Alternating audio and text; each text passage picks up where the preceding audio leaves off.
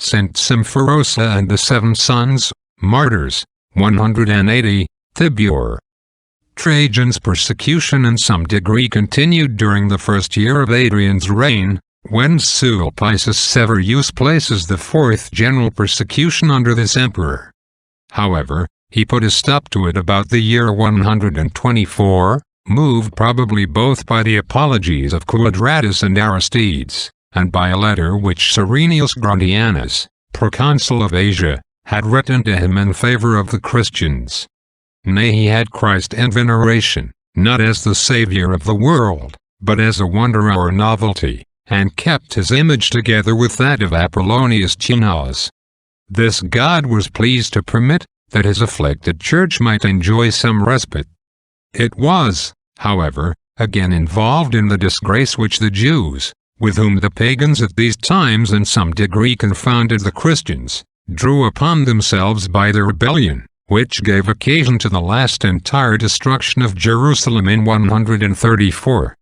Then, as St. Paulinus informs us, Adrian caused a statue of Jupiter to be erected on the place where Christ rose from the dead, and a marble Venus on the place of his crucifixion.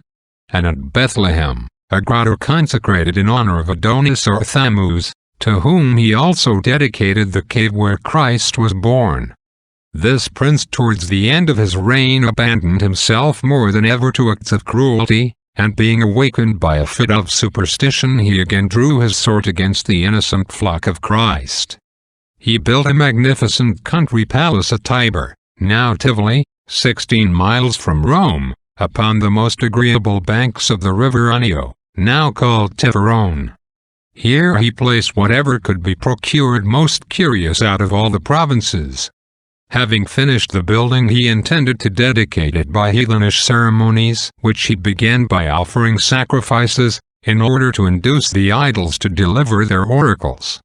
The demons answered, "The widow Symphorosa and her 7 sons daily torment us by invoking their God. If they sacrifice, we promise to be favorable to your vows."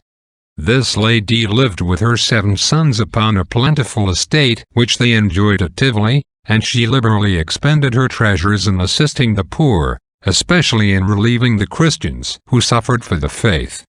She was widow of Saint Gatulius or Zodicus, who had been crowned with martyrdom with his brother Amantius. They were both tribunes of legions or colonels in the army, and are honored among the martyrs on the 10th of June.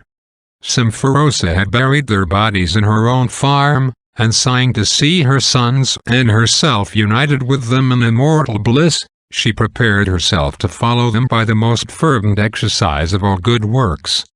Adrian, whose superstition was alarmed at this answer of his gods or their priests, ordered her and her sons to be seized, and brought before him. She came with joy in her countenance, praying all the way for herself and her children, that God would grant them the grace to confess his holy name with constancy. The emperor exhorted them at first in mild terms to sacrifice. Symphorosa answered, "My husband Gatulius and his brother Amantius, being your tribunes, have suffered diverse torments for the name of Jesus Christ rather than sacrifice to idols.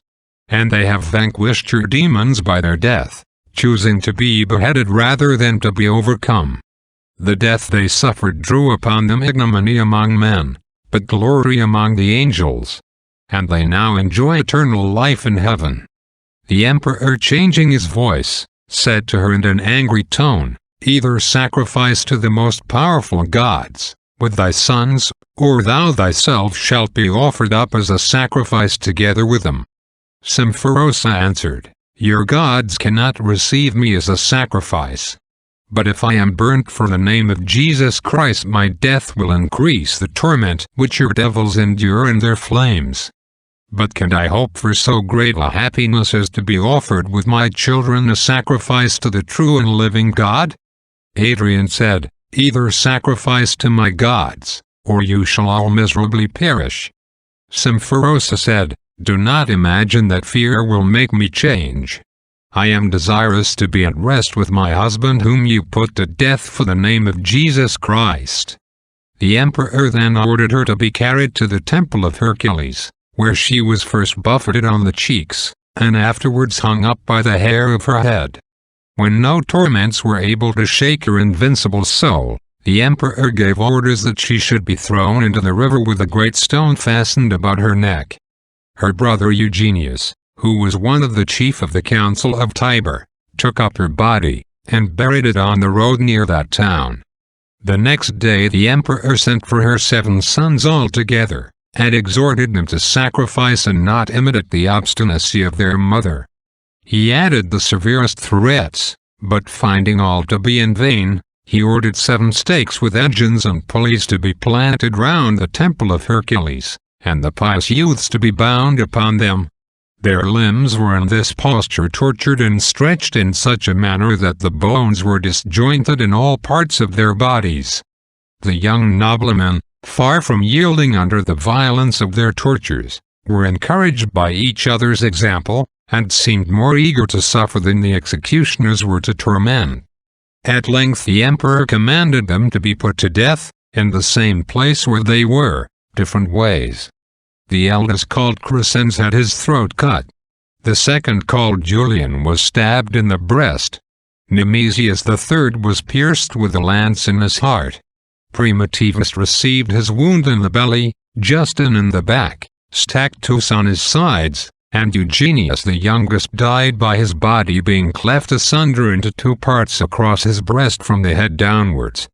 The emperor came the next day to the temple of Hercules, and gave orders for a deep hole to be dug, and all the bodies of these martyrs to be thrown into it. The place was called by the heathen priest, the 7 Biothonati, which word signifieth in Greek and in the style of art magic, such as die by a violent death, particularly such as were put to the torture. After this, a stop was put to the persecution for about 18 months. During which interval of peace the Christians took up the remains of these martyrs, and interred them with honor on the Tiburtine road, in the midway between Tivoli and Rome, where still are seen some remains of a church erected in memory of them in the place called to this day, the 7 Brothers. Their bodies were translated by a pope called Stephen, into the Church of the Holy Angel in the Fish Market in Rome, where they were found in the pontificate of Pope Pius IV with an inscription on a plate which mentioned this translation. Amen. Saint Symphorosa set not before the eyes of her children the advantages of their riches and birth, or of their father's honorable employments and great exploits, but those of his piety and the triumph of his martyrdom. She continually entertained them on the glory of heaven, and the happiness of treading in the steps of our divine Redeemer, by the practice of humility, patience, resignation, and charity, which virtues are best learned in the path of humiliations and sufferings.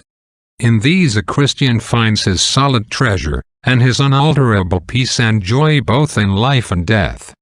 The honors, riches, applause, and pleasures with which the worldly sinner is sometimes surrounded, can never satiate his desires. Often they do not even reach his heart, which under this gorgeous show bleeds as it were inwardly, while silent grief, like a worm at the core, preys upon his vitals. Death at last always draws aside the curtain, and shows them to have been no better than mere dreams and shadows which passed in a moment, but have left a cruel sting behind them which fills the mind with horror, dread, remorse, and despair, and racks the whole soul with confusion, perplexities, and alarms. Amen. Benedicat vos omnipotens Deus, Pater, et Filius, et Spiritus Sanctus. Amen.